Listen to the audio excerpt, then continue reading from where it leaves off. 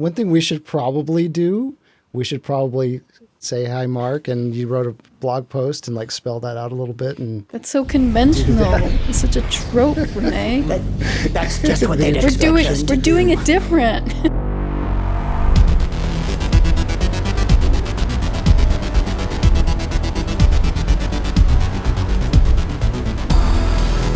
You're listening to Tonebenders, the Sound Designers Podcast.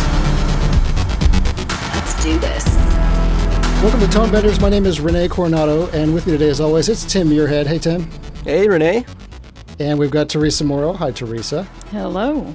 And we're joined by the one, the only, Mr. Mark Mangini. Thank you, René. Pleasure. Mark is back with us today. You've heard him previously on our episodes 68 and 100. He's one of our listeners' favorite guests as well as our own. And today we are welcoming him back to talk about audio tropes. So please take a minute to head over to markmangini.com to read his blog about tropes. There's lots of great posts there to catch up on as well.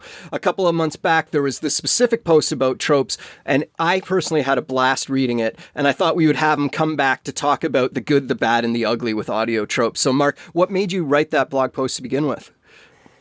It came up on Dune. My co-supervisor, Theo Green, and I were looking over the movie as we did on Blade Runner and thought, what are the cliches that we want to avoid in this desert movie? And I was thinking back on that conversation about how we always endeavored to watch a scene and wonder, has this been done before? Has this been heard before?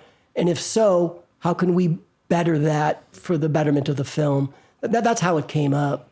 We have a very loose concept. I think we're just going to kind of go through Mark's audio tropes blog post and chew the fat on them and go through there. And if we want to officially retire a Tonebenders Sound of the Year, let's do that. But I'm afraid of alienating some of the listeners from what you wrote me. I'm feeling like, I don't want to be the sound police and have people think we've legislated unilaterally that no one can ever again use the Wilhelm, but I think it's a great idea. Fair point, right? So definitely something should get nominated for deletion, right? Serious consideration, yeah. Yeah. There's also those actual very specific effects that we could call out by name and number. I think the name and number effects are high on the list. Yeah. I'm not as versant in those. I'm versant in, I know there's a particular dog effect that I've heard 1,000 times, but I never took the time to look it up and see who the offender is. Well, we got lucky because a lot of people that commented, particularly in the Slack channel, was like, I hate this effect, and it was a link to the Sound Ideas page. So it was okay, that's it. Easy to... Are you going to lose a sponsorship over this? We don't have any sponsors. What is a sponsorship? Yeah. We got no worries All there. right. Free agents, Mark. Beautiful. All right, let's trash them all. Yeah, we can really delve into the psychology of the people who take offense at being told other people's opinions. Yeah. And let's be clear, this is my opinion. I'm not trying to be the sound Nazi. I have an aesthetic, and I feel as though maybe that's the way to open up the discussion is, why do any of us care about tropes? And what's really the bigger discussion with that? It isn't a discussion about literally retiring a sound or making sounds go away. For me, it's more about a critical observation of our work and using that knowledge effectively to do something maybe more effective or nuanced when you become aware that something you've done might fall into the category of a sound trope. And if you do, look, clearly sound tropes have their value. In kitsch, you want sound tropes, you leverage them, you try to highlight them. They're a useful tool in our toolbox. But I would argue that, for dramatic narrative cinema, the kinds of tropes that we're going to play with about car skids and dog barks and thunder on the flash and those kinds of things, we should just be aware of them so that we have an opportunity to reconsider how we might approach a scene to find something that's maybe a little more interesting. So it's a learning opportunity. This is an exercise for us to learn and grow together. For sure. How's that for kumbaya? Oh, that's way too nice. All right, dig in there, Teresa. So one of the things I think that people got defensive over is the idea that if a director tells them to put the sound in, they got to put the sound in. And we're referencing a post that was put on the sound design Facebook page as well as in a Slack channel. Some people got very defensive as if they were being called out for using these sounds. And I think it's worth noting, as Mark kind of alluded to, that we've all used these sounds. You know, I do too. Yeah, like this is not something that anyone is innocent of. And there's also a weird thing, especially for people earlier in their career, where I feel like when they use a sound that they recognize from something, it makes them feel like they're part of a lineage, like they're joining the club. You know what I mean? The community. Like, oh, that sound, I've heard that in a bunch of things. If I put it in my project now, I'm part of that legacy kind of thing. But it can be referential too, right? Of course. It can be like not just in the placing of it, but in the hearing of it, it's referential to other things, obviously. And it can evoke those feelings from, like, you hear that typical RedTail Hawk thing and like, I hear a RedTail Hawk in real life and I feel creeped out, like the bad guys are coming. They're very emotionally effective, some of them. The first couple of times I put some of the trope sounds into things, I was very early on and I didn't know I was doing it. And then when I started seeing specifically, so I emailed you guys this Premiere Edition Kids Laugh.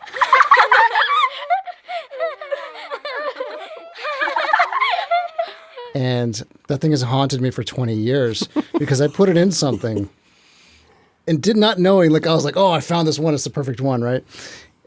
And I put it in there. And then it's just like in everything for my whole life. And I'm like, I did it wrong. And especially when you're early on and all you have are this stack of CDs. You don't even have the hard drives. You got the CDs and you're going through the book and you're finding the thing. And then you just think you're the best in the world. Yeah.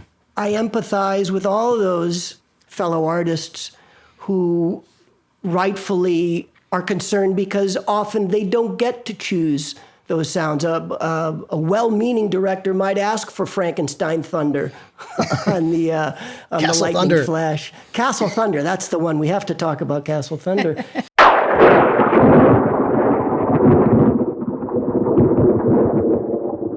You know, we're not calling these individuals out for the use of them, maybe trying to give maybe the younger members of the community an opportunity to be aware of the dangers, lest a situation like befell René befalls them.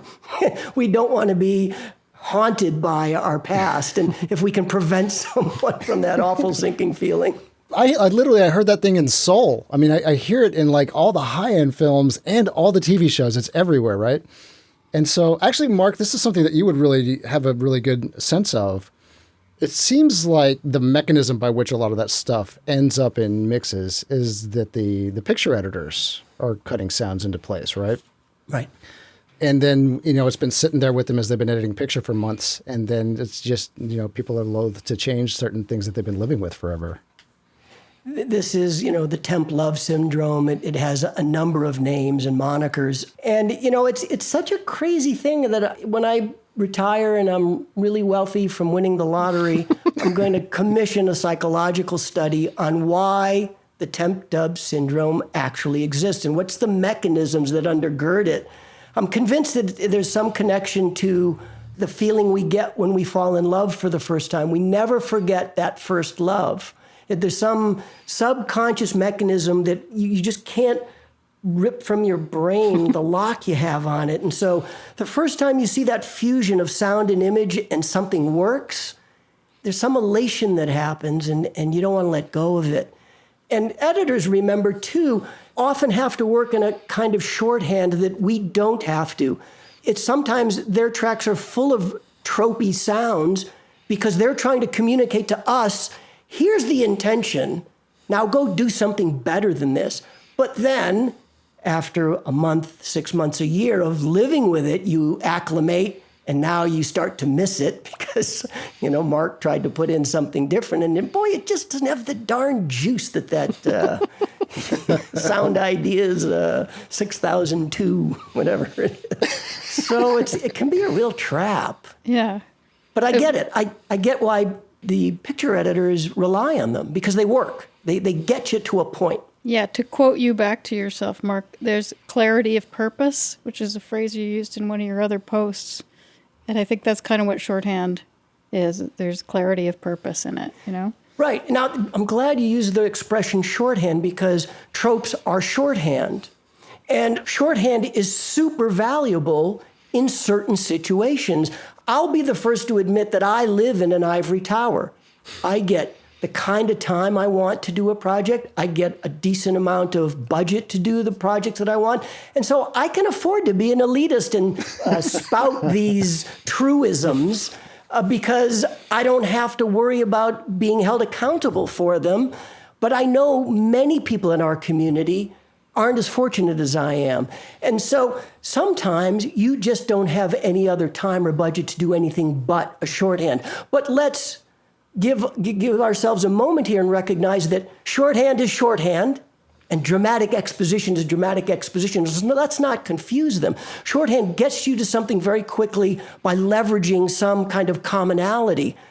What I think we all aspire to and hope to get to on a varying set of levels is originality and nuance.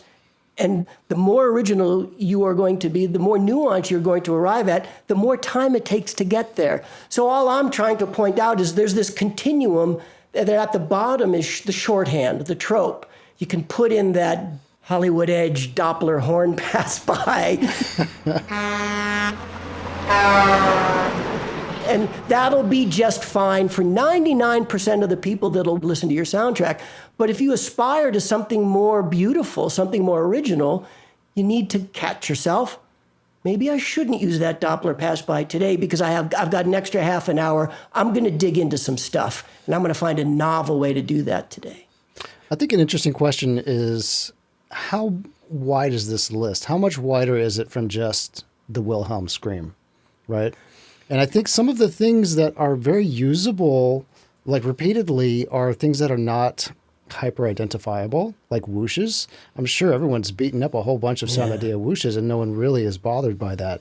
But this one child laughing just drives me up the wall. You are stuck because on it's this, super René. identifiable, right? Ooh, therapy. For real. Sorry. That's what this podcast is. Well, look, there's certainly those sounds that haunt us, and I've got a few in my past. Maybe we'll talk about them later. But then there's the sort of the tropes in terms of the stylistic approach. So, you know, one of my favorites that just makes me giggle is, why is it that we decided that when somebody holds a gun, it has to rattle? Guns don't rattle. You would not buy a gun if it rattled. You would be afraid it would blow up in your face if it rattled the way most people sound someone holding a gun. You know, that's that kind of trope, that stylistic approach. It's divorced from a specific recording. It's a general approach to see a gun, hear a gun. And I listen for those kinds of things.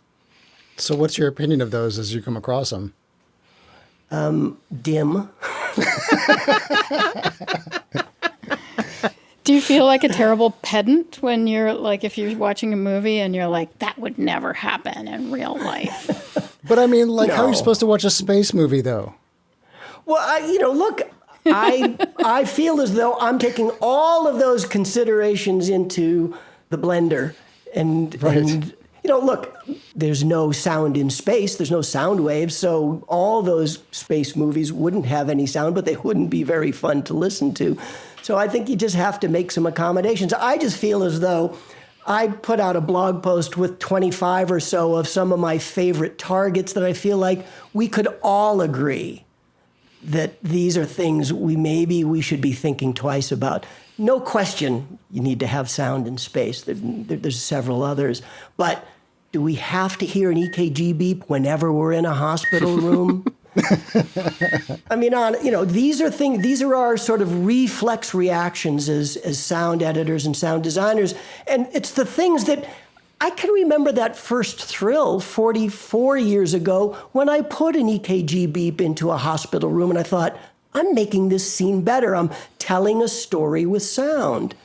It took, for me, I'm a lot slower than most. It took me 20 or 30 years to sit back and think, well, wait a minute. What if there isn't an EKG machine in that hospital room? Aren't we doing a disservice to the narrative here? And so this is what I'm getting at, is that I just want us all to just be aware of the stories we're telling and find ways to tell our stories better with sound and maybe more accurately. Yeah, there's something scary for people about, if I can't use that, what can I do? Like, that's when it really, the challenge to be creative hits you. And maybe you realize, maybe I don't know what to do, you know? This is a really important point, Teresa. For some reason, either in film schools or in the community, we've saddled ourselves with the burden of being a sound designer means bringing sound and adding it to what we have. And sound design isn't strictly about being additive. Sound design is about having a point of view. And sometimes your best choice is subtractive or limiting. And I would say to even a young first-year sound designer at a film school, maybe if you are listening to us and you're thinking, okay, I'm going to listen to those guys and I'm not going to use these tropes, but what am I going to use for this scene? Maybe nothing is the right answer, and you might get big brownie points from a very sophisticated filmmaker who will see your first presentation and say, you know what? I just love the fact that you didn't put beeps on all those computer monitors. That drives me crazy in movies. You get big props from smart filmmakers when you show restraint instead of thinking your job is always to be adding something. It seems like there's also a balance, too, between the reality of any given situation. So take the gun situation again, right? Like anyone that's handled a weapon, like people that are very familiar with weapons, know that they don't rattle when you move them around. But people that have never handled a weapon and their only experiences with films where all the guns rattle wouldn't have that perspective. And so as a sound designer, you have to decide which perspective you're going to take. Well, I would argue that the sound designer should always take the narrative perspective, which is to say what's right for the scene. If the character is holding a broken gun, maybe a gun rattle is a good sound, but that's not true most of the time. And I think even if you don't know that guns don't rattle, hopefully this podcast is doing some kind of public service. This is a health and safety issue, really. Thank you, Teresa. I want to believe that this is going to have some valuable takeaways, that you got taught to jam in a bunch of sound in your first 3 years in film school, and we're teaching you maybe that wasn't such good instruction. Maybe you should think it through a little bit further. And the other challenge is, I think a lot of people legitimately think that an eagle makes a sound like a red-tailed hawk. Yeah. Right? I think they legitimately believe that. And also, like early on in my career, I legitimately believed that, right? I thought eagles made that wow that they sounded like a red-tailed hawk, right? Right. And I am not an expert on bird calls. I'm not an expert on most things I'm putting sound to. Yeah.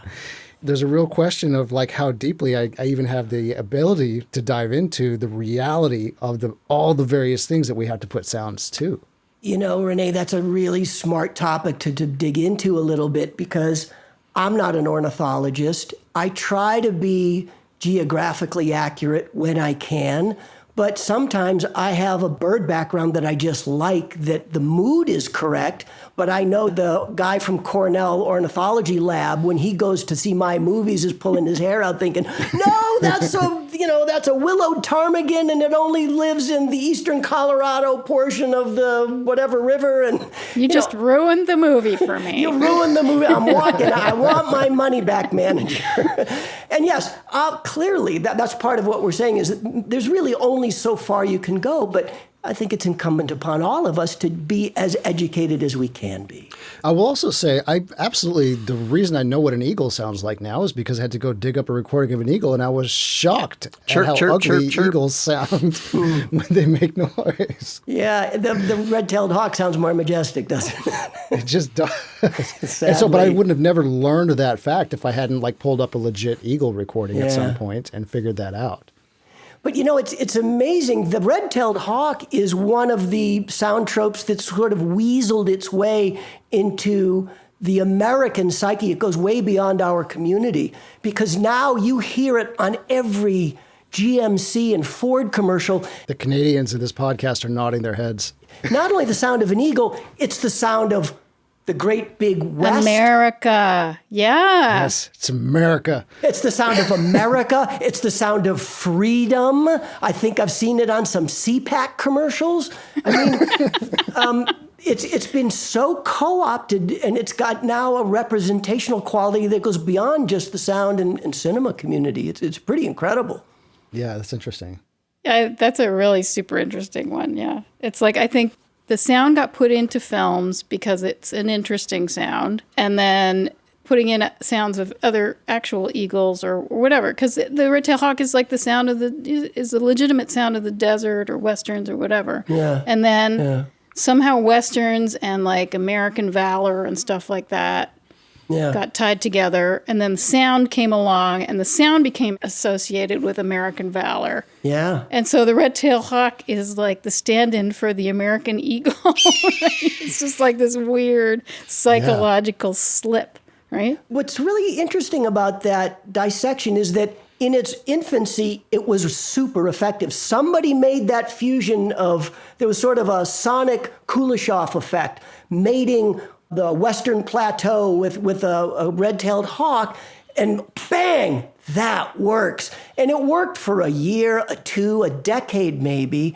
But now it's about as dumb as saying, "You go, girl." "You go, girl" worked for about 2 or 3 years. And now nobody says it because it's lost its effectiveness. It sounds dated, just as dated as the red-tailed hawk does. But didn't Stephen Colbert used it a lot, right? Yeah. And he used it like that's a really cool, effective, ironic use of it. He knew. I forgot about it. Was that in the lead-in, the intro to the Colbert Report? Yeah, With the bald eagle flying in. Yeah. Oh, we love him. My favorite Red-tailed Hawk story is someone I know through the sound community. On their first day working at Skywalker Ranch, they were going in and they're, he's going to change the world with his sound design. And he's walking along the side of the building and he starts hearing a red-tailed hawk. And he's like, "Oh, I thought the people at Skywalker wouldn't be allowed to use that." And then he realized it was an actual red-tailed hawk in a tree beside the building. Cast me already. Oh my God, that is rich. Teresa and I are Canadian, and we were lucky enough to go see a preview of 1917 because we were going to interview the sound crew for it. And we're in this sold-out theater in Toronto, in Canada. And in Canada, the iconic bird is the sound of the loon. It's this really haunting... Yeah, I know it well.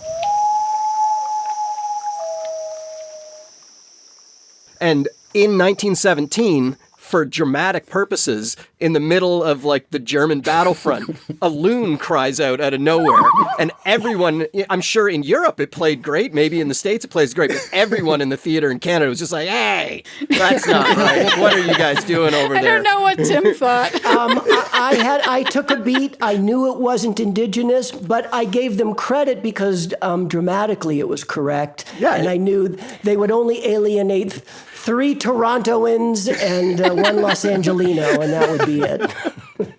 I got busted on a loon early in my career. I had a director call me out for it. Fair enough. Yeah, don't mess with Canadians and our loons, okay? What's the story? Leonard Nimoy called me out for it. Oh, wow. Wow. I had used it in a film that he made called The Good Mother, and there was a wide lake shot that takes place in... I think it was shot on Lake Arrowhead. I'm not sure if it was doubling for a different location.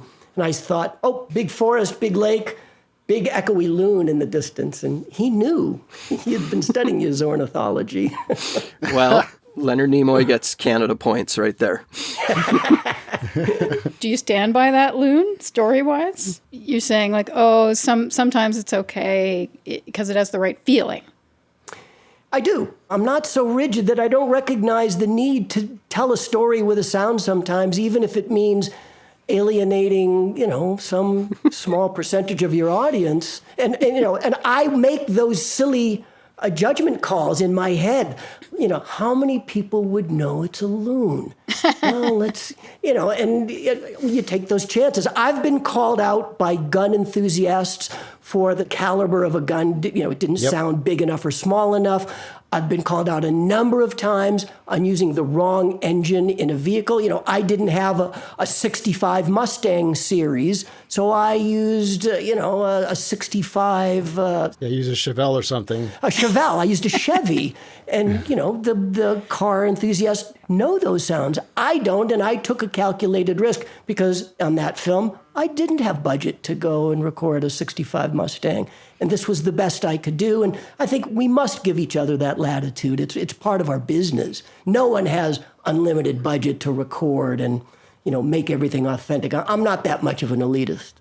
I'd like to go back to something you said earlier about how restraint can really reflect well. And the specific film moment that brings up to me is in No Country for Old Men, when Llewellyn's looking through his scope and he fires a shot, and then a shot fires back and the time distance is correct. You see the poof and then you hear the shot.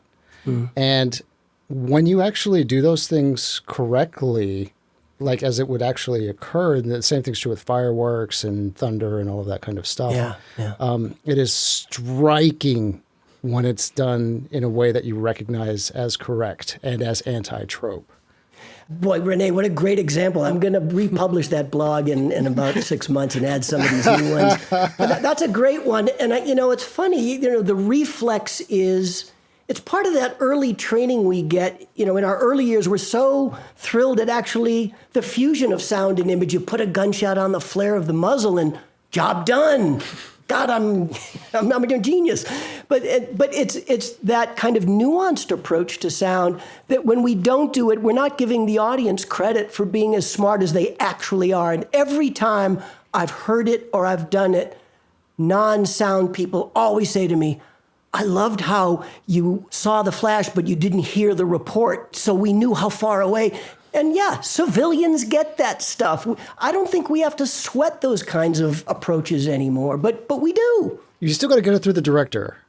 The directors and the producers still have to agree with that creative decision, especially in a moment like that in No Country for Old Men, where that is literally the only thing happening on the screen.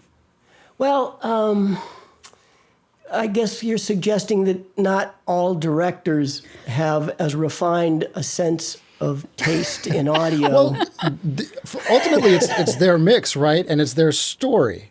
And so you're in their hands. They're making the same calculations that you were talking about, Mark, about what can we get away with here? What does my audience understand? Well, look, sometimes you have to cheat reality for dramatic purposes because the film editor might have cut it in such a way that if you don't put the bang on the flash, the cut is wrong. The timing cuts it way too fast, the timing is wrong, and you just have to do that, and that's fine.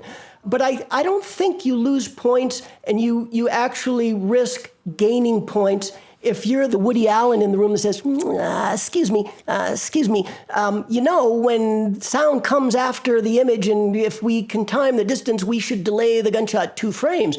I think most directors, you'll gain points by bringing that up as a talking point. And if you need to let it go, you let it go. But at least you brought it up and it shows he's really thinking about sound. Yeah. I had a moment in my career where this whole conversation came into stunning focus. I was working on 2 preschool animated series. One, its goal was to sell toys. And one, its goal was to educate small children. And the one that goal was to sell toys wanted every sound on everything, big boom, put it all in. And the one that was going to educate the kids still had some of the same types of visuals, but when we put the cartoony effects in that everyone was expecting, no, pull those out. That's not the sound of this show. Okay, well, how do we do that? What is the sound of this show? And it takes a while to go back and forth to figure out what this sound is if you're not relying on those standard tropes for cartoons. And what I think really ended up happening was the sound effects pulled back and the music handled those moments. But it took a while to, let your sound editor ego go, oh no, don't put anything there. I want to put it there. No, let the music handle it. Let the music handle it. I want that to go swoosh. Yeah, I so badly it want needs to go swoosh. zing, damn it. But, my kids will ask me, not anymore, but so I've got a 7 and 8-year-old. And when they were, I only had one at the time, but when he was 5 or 6, Daddy, is this real? There's a lot of reason, I think, for the representation of educational stuff for children to actually be correct, because the children, they got to figure out if it's real or not what they're looking at. I just wrote a blog post on how to cut or design a fight. And that idea of reality weighed on me heavily because, believe it or not, I've been in a couple of fights and witnessed a few. And I'm always amused that we have kind of made our bed for ourselves as sound designers and editors by amping up. There isn't a fight in cinema that is honest with what a fight. I mean, when you do this, there's very little sound. It's not all those cracking walnuts and watermelons splitting and, baseball bats hitting things, all the stuff that we do to amp it up. And I guess I'm just drawing our collective attention to that, and we can talk about it if you'd like, that's a trope in and of itself. Clearly, there are fights that need that because it has to feel visceral. In fact, it probably has to feel bigger than what it would really feel like for the audience to convey how dangerous the moment is. But I would love to see 1 in 30 fights on screen where you hear it the way you really hear it. I feel like Fight Club did a pretty good job of that. Fight Club, they did a tremendous job. Yeah. Yeah, and it's very, it's actually more affective sometimes to see a fight scene like that, where it's like, oh, yeah, it sort of puts you in touch with reality of the brutality of what it's like to actually get the shit beaten out of you. Way back, we did an episode of Tonebenders where I went and got punched in the face. So I was boxing. Missed this. Yeah, this was before Teresa, I think. I was learning how to box, and I did get in the ring, and I did get punched in the face by somebody that was bigger and stronger than me. And I had a real sense of what that experience really is like when you're in there, and it's nuts, right? And it's like when you get punched in the face, it feels almost the same as like when you hit your head on something. When you stand up and hit your head, it feels like that. And we did our boxing roundtable very recently, and I ran into what you were talking about there, Mark, where everything is so massive that you just lose a sense of perspective, when everything's 11, nothing's 11. Yeah. And especially as a boxing fan, as somebody that I watch boxing and I enjoy it as a spectator sport. And I can see the difference between a jab and a right cross. And they're very, very different as they get broadcast. You can feel it. And then when somebody lands something big, it sounds distinct from the rest of the fight. Yeah. That was episode 41, René. There you go. Thank you. But the other thing is if we're not talking about boxing, if we're talking about in a movie where two people get in a street fight, the reality of I've seen a street fight before. The real sound is just two guys completely out of breath. It's mostly breath. Grabbing their knees after a minute and a half. It's incredibly exhausting. It's scuffling. It's like shoes on the asphalt. And, and that sells it. And there's something really riveting about how pathetic that is. Yes. And that's why Fight Club was so effective. Yeah. Especially with what they did with the perspectives in the fights in that film. Yeah, I wonder if you recognize the trope and you're familiar with the trope and you react to the trope, but we're also able to recognize the real thing, and that hits you. And this is reminding me of the conversation we had with Nicola Becker for Sound of Metal recently, where he was talking about trying to situate people in their bodies as audience members, and that is the key to truth, is that when people feel it in their bodies, then they are locked into the story in a way that you would not be if you're riding the tropes or riding the sounds that you're expecting to hear. There's two sort of psychological frames of mind that are at work. That's beautifully put, actually. I thought they did a tremendous job on Sound of Metal, and hats off to them all.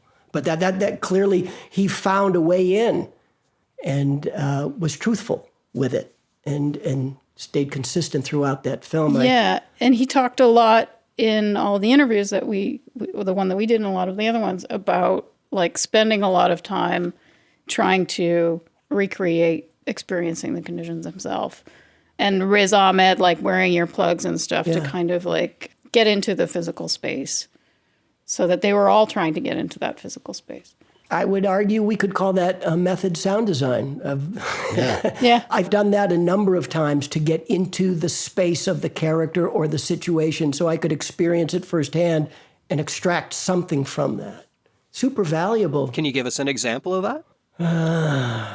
Now you put me on the spot. Well, I did a fight film about 10 or 12 years ago called Warrior. And I did a great deal of research with 2 MMA fighters, including, this was part of the research I was referring to, where I got in the ring and I grappled and I had them punch me and I punched them. And then I went back to my studio after that experience and then self-flagellated. I literally stripped down to my skivvies and hit every part of my body with a 4-ounce glove. And there's a difference between that and that and that and that. And I punched everything on my body. I wanted to not only experience it firsthand, but I recorded all of that at the same time as well. And that's what I built the library out of, was all this self-inflicted punching. Yeah, but that's how you get the perspective. I like the idea that we think of all the sounds being built up in super intense situations when really it's, okay, that was my left bicep being hit by, because you got to tag everything. Literally. I had, black and blue marks when I would come home from that. But it was worth it because I think I want to feel that film was an honest approach to MMA fighting, as honest as I could make it at the time. I think it really proves the point, though, that to step aside from the trope, do the thing that's not obvious and that will not instantly work.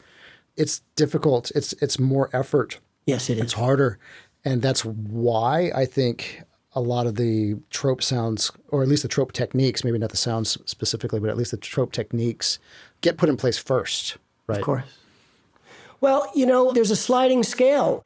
It's a sort of a time over money curve as well. Sometimes all you can do is tropes. I have friends who have 2-day turnarounds on their half-hour episodic. You don't have time to be screwing around the way I do.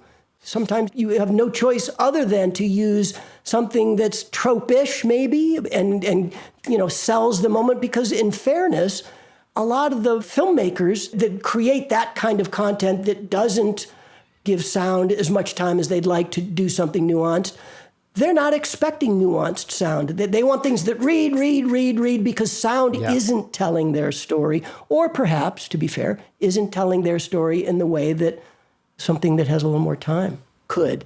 It's just a reaction to the reality that you're given. Yeah. So you did Blade Runner. What's your approach to computer screens? Teresa's laughing. I think there is only one computer screen beep in Blade Runner. I don't think we used any. Yeah. That was, something we just agreed early on that, I'm thinking back, there's very few. It's funny, it comes from having spoken with some scientists and futurists and engineers who have looked at what the future might look like for the rest of us, and they all agree that our present is already too noisy. We don't want our computers polluting it with any more.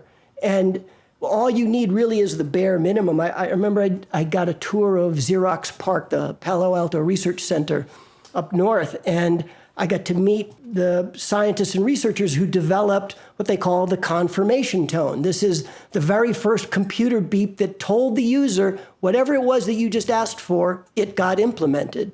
And so we've leveraged that to this silly kind of nadir where now everything on a computer screen has to acknowledge the completion of a task. And you just don't need to do that, nor do scientists and researchers want us to live in a world like that.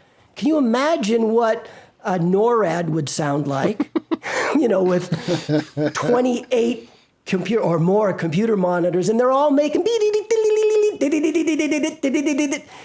People would go insane. Even our own sound studios. We all have lots of monitors and stuff going on. Right. There's the sound of the laptop fan going on because the computation is gone Too up. intense, yeah. But Teresa, that's a very intelligent use of sound to tell a little makes sense. story. It's a nice one. The hard drive writing. CPU load. I think a lot of those are about directing the eye around the screen sometimes too, or at least directing you to some specific action. If something flashes on a screen, but it's like not full screen, then, maybe a little beep will draw attention to it. Yeah. Look, all of these things are important tools. We need sounds on monitors because that's the way films get made. Maybe all I'm saying is let's just think about how much, how many beeps we're putting on those screens. Can we economize on just a little bit and make this a world that represents a world that we actually live in? I'll tell you one, my wife brought up one. She's now been living with a sound nerd for 20 years. She now recognizes when in a chase scene, the sound person puts a asphalt skid when they're chasing each other in a backwoods or in the dirt or in gravel. Yes. And she's now spotting those inconsistencies. Well, and she's also spotting as well that everything in a car chase has a skid on it. And again, I brought it up as a trope because I've done a ton of vehicle recording. I have driven the vehicles myself and I've recorded them. And I know how hard it is to get those tires to break loose. And so I get a chuckle. Look, it amps up a chase sequence, no doubt about it. It gives it some juice. But I still think we can cut back 15% on some of those cornering skids and peel outs because they're just, it's just over the top. One of the lowest moments of my sound career was when my cousin called me out on a tire skid that didn't make sense.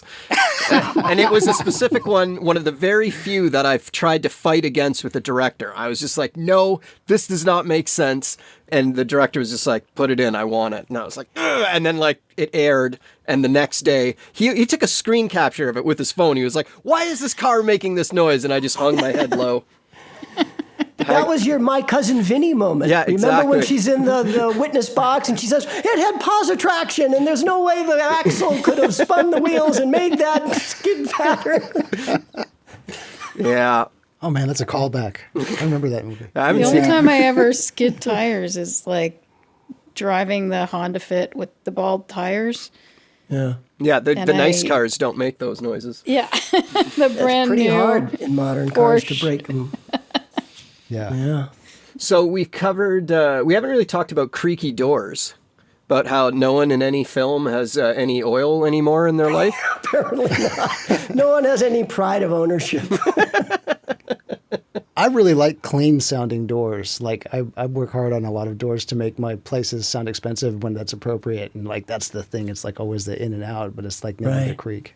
Yeah. Well, again, these are the early lessons we learn when we're, first setting out. Yeah, a door opens, you heard it in a horror film, you put a creak on it and you think you've done your job. But that's just kind of sound 101. There's as you say, René, there's so many things you can say with a door. You can imply, a thick door says maybe somebody of affluence lives in this place because cheap apartments have hollow core doors and what's on and how much sound you let through the door. That tells you a lot about the neighborhoods that location exists in. There's 10 things you can say with a door that says something about the story. But I just don't think we need to be squeaking as much as we squeak. What about FUTs? Oh yeah. I think as I said in the blog, I'm giving the community like a 5 to 10 year grace period on this, but we got to start phasing it out. I mean, we all know what it's like now when TVs sound as good as movie theaters now, and telephones sound great, and there's so many devices that are full fidelity nowadays. We don't need to futz everything. Again, it's a shorthand. Back to what you said, Teresa. It's a shorthand that says a communication of some kind is coming to us, and it has been compromised in some way for some reason. And so, of course, a broadcast from the moon or Mars, it's taken a long time to get here, and it's gone through lots of filters, and it's probably going to be distorted in some sense. But when I watch a television in my kitchen in a scene in a movie, my TV sounds as full fidelity as somebody standing in the room with me. And so, as I said in the post, there's some brave pioneers that go as far back as Sex, Lies, and Videotape, where conversations can be had without any futs at all, and the audience, it didn't get lost as to whether that person was in the room with you or on the telephone. I think that the film Her did some beautiful stuff. Please wait as your individualized operating system is initiated.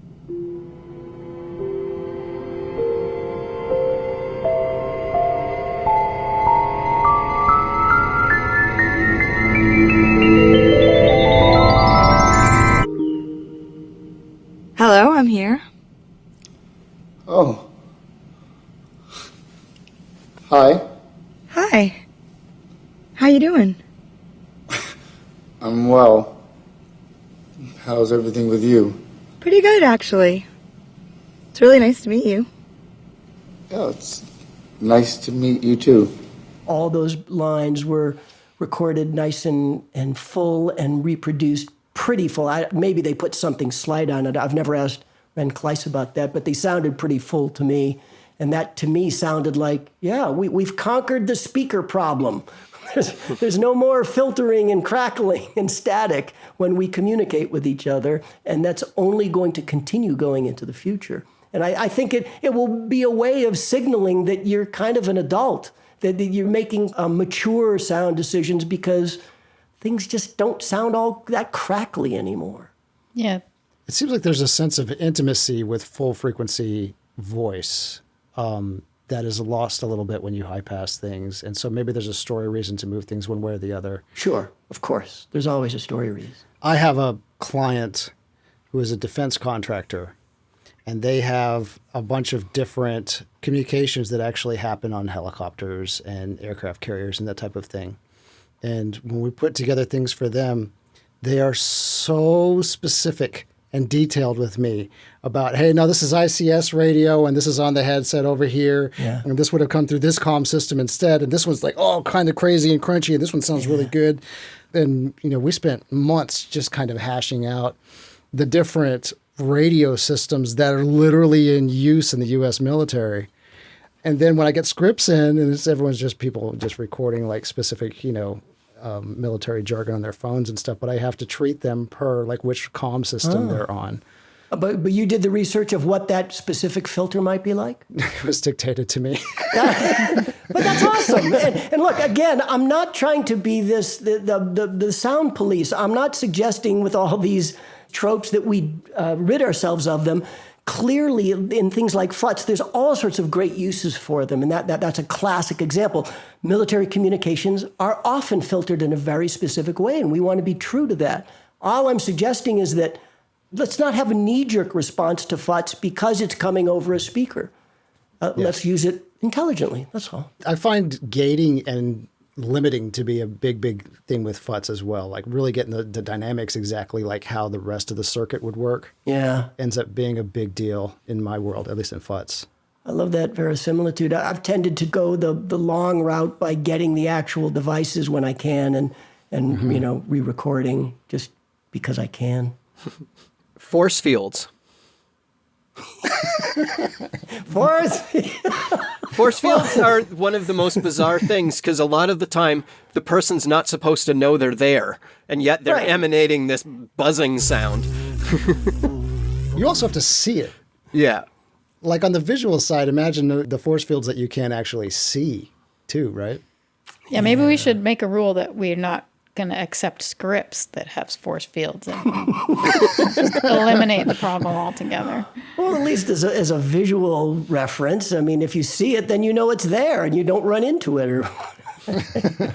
It's not just the idea of force fields. It's that we've pigeonholed ourselves. It's our own worst instincts.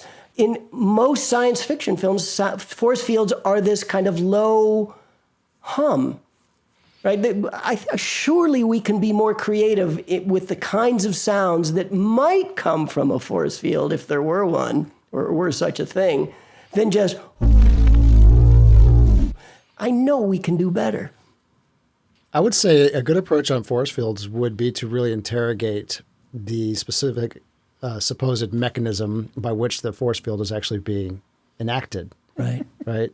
Yeah. And then I find that a lot with sci-fi stuff is like just to throw questions out of like what are the physics behind what's making this occur? And then from that, I can start to dream up ways to approach the sound. It's funny you should say that. On Dune, we did that very research because Frank Herbert had actually done it himself for the personal shields that individuals could wear. And I can't give anything away, but we followed his advice, we followed his science, and then I think we created believable sound that's true to the book and true to the science. Yeah. Even when it's sci-fi, at least, they generally have an idea of like what the fictional force is that's causing whatever it is to happen. And you can tap into that somehow and at least have an anchor.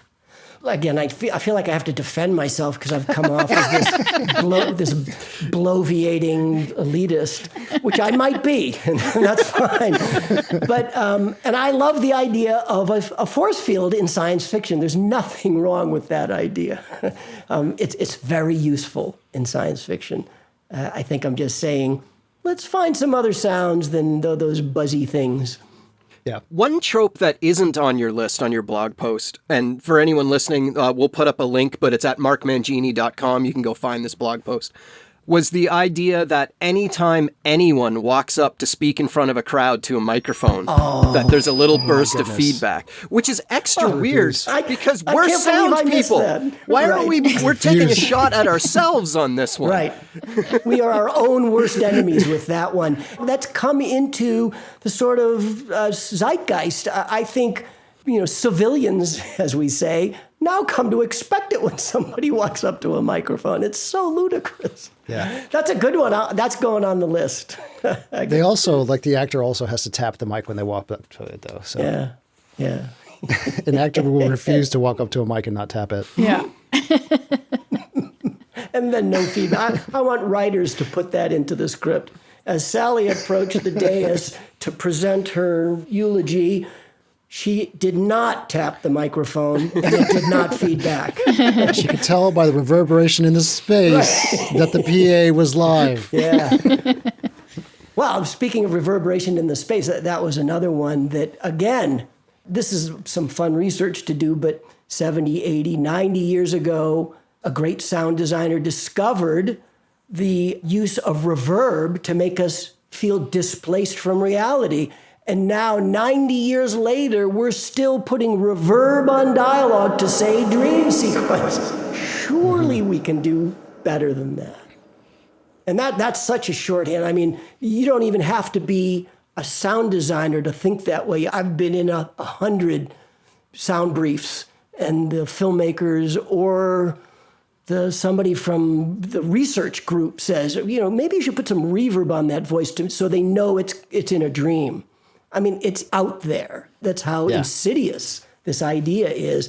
It's useful, good shorthand when you don't got much time and you can't twiddle with a cool plug-in or, whatever other else you might do. But let's start experimenting a little bit. Mm-hmm. Yeah. The best dreams have no reverb on them, and then you can't tell you're in a dream until you're halfway through. Well, as I said, I have yet in my 64 years of existence had even a sound designer come to me after having had a vivid dream and said, I had this incredible dream. I was with my filmmaker and he loved what I was doing. And all the dialogue had a 2.5 second reverb time. No one has ever said to me that they actually heard reverb in their dreams. I don't think it exists. So the one thing on your list that we haven't really got into yet, Mark, is the Wilhelm Scream. Yeah. So that actually kind of draws into what I mentioned when we first started about people kind of feeling like they're part of a legacy of sound. Especially people that are in our general age range. We grew up with it in Indiana Jones. We grew up with it in Star Wars. So I feel like people think they're tapping into that legacy when they use it. And I think that there are some people who legitimately can. Ben Burt, use it all you want. He gave it up. I just spoke to him about this, and he's as done with it as I am. Well, if he's done with it, then there you go. Well, he was the originator. He and Richard Anderson, it was a personal joke. And I heard about it from Richard because he was my first partner, and we did it in all our early movies. But now, if you typed in Wilhelm, you'll get over 1 million hits on Google. That should be reason enough to stop using it. When directors are asking for it by name, that should be reason enough not to use it, because it's not cool anymore. It's not even novel anymore. It's been outed. It's like bell-bottom jeans. We're done. Well, the real way to get rid of the Wilhelm is whichever production studio originally recorded is for them to just start suing everybody that's using it. Because if you try and put something in that the lawyers think they're going to get sued over, it's coming out.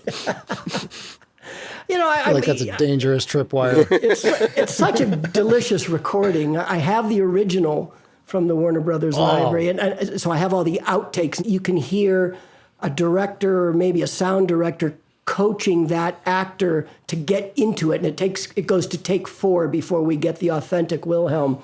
It's a pretty compelling recording, but I just don't want anyone, especially a young sound designer, using it under the auspices of feeling like they're being cool, because I just don't think that's true anymore. I would ask that young sound designer, make your own Wilhelm. Let's put Wilhelms in movies, but stop using that one. I stopped using it over 10 years ago, and I did a movie called The Spiderwick Chronicles that had all these crazy creatures and goblins and dwarves and things like that. And my homage to the Wilhelm was I had one of my actors do a goblin Wilhelm, and as he fell through the roof into the room. Now I was done. I did my little twist on it, and I don't need to do that anymore. And yet, I would encourage people in the sound community to add, that was Ben and Richard's signature for some time. And if you were, deep inside the community, you knew it. It was an in-joke, and it was fun for a good 10 years. I think it's still fun to do things like that, and I encourage people in the sound community to put their Alfred Hitchcock moments, sneak themselves in whatever way possible. And I'll tell you how I do it now. Instead of the Wilhelm, I put the recordings, voice recordings of all of my dear friends who have passed away. And this is the way I allow them to live forever in art. No one will ever know whose voice it is. It has never sullied someone's movie. Only I know that voice at that moment in that bar scene was my friend Warren. It's just blended in with the Walla, and that's my little inside thing. And it makes me feel good that they get to live forever in art. Yeah, that's beautiful. And I think that speaks to why people, specifically with the Wilhelm, what was attractive about it, right? The fact that it's an in-joke and that it's something that you and I know about and other people don't know about, and it's a thing, right? I have something very similar to yours. I had a dog, little basset hound Buttercup, and we had her for years. And she was the most expressive animal I've ever come across in my entire life.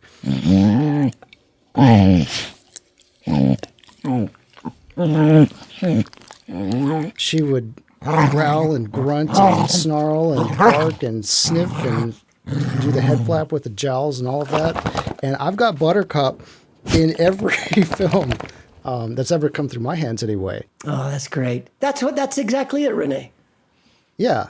And it's for the exact same reason. Like, no one will ever know, but I'll know that I've got her here and there. There's just never, and especially tricky when there's films that don't have dogs in them because I've got to find a spot for her. Like science fiction? You're on Mars? Yes. Because it's weird. She almost sounds like a person when she was doing her little like, she would do that kind of thing. And she could sound like a human being when she wanted to. And so, yeah, I've got stacks and stacks of Buttercup. Great. That I can just pick a little piece and sneak her in there every so often. Did you know Mike Hopkins, Mark? He was a friend, and we would socialize on occasion. Lovely man. So I miss him. Ethan Van der Rijn and Erica Dahl do what you were saying with clips of him They put him in a lot of their movies. I didn't know that. Oh, good So for he them. did a lot of vocalizations for the Lord of the Rings movies, if I recall the story correctly. And part of those vocalizations have become Bumblebee's character in the Transformer movies. And they did a Pain and Gain movie about weightlifters. And whenever the weights are lifted up, it would be Mike Hopkins' grunts that would be covering it. great. So I don't know if that's still ongoing. It was a couple years ago that we did that interview, but that was something that they were doing. So it's very similar to what you're saying. I'm very happy to hear that. Yeah, be original. Be original. That's what we're saying here, isn't it? Exactly, yeah. Yeah. Be thoughtful in your approach to sound. Don't be reflexive. I guess we kind of punted on officially saying goodbye to Wilhelm, but I guess we kind of did anyway. No, we can do it. We can do it. Shall we sing Old Lang Syne? Should old acquaintance be forgot? I don't know the words.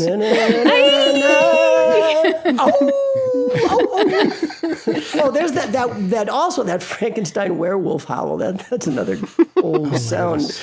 We can even get into like the tinnitus ear ringing when people catch concussions and stuff. Yeah, There's a lot of them. Refuse. I just won't. there's many. There's many.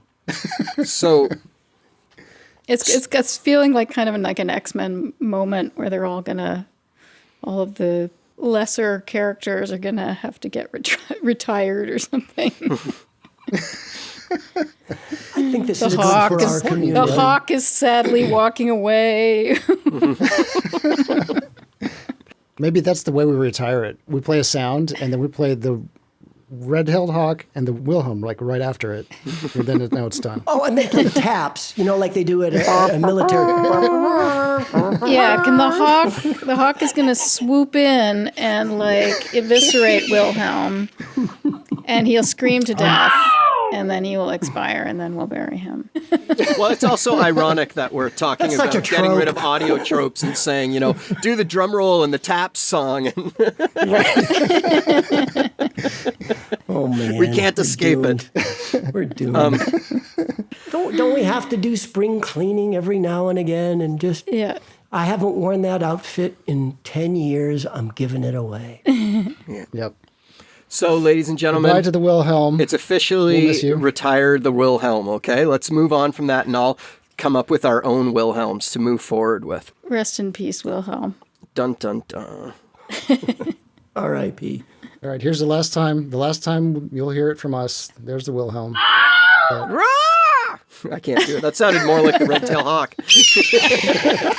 I don't even have. Yeah, it did. Oh no, they fused. That's it. Let's morph the two. Well, Mark, thank you very much for joining us. It's always a thrill to have you on, and I know our listeners Thanks. enjoy it as well as the three of us. So thank you for Thank you, joining Tim, us. Teresa, Renee, it's always a pleasure. You three are so smart, and it's a joy to talk with you. Tim laughed. Well, whenever Dune finally sees the light of day, we'll have to have you on to talk about your work on that. Yes. And, October 8th, 2021. It's coming out this year in a theater.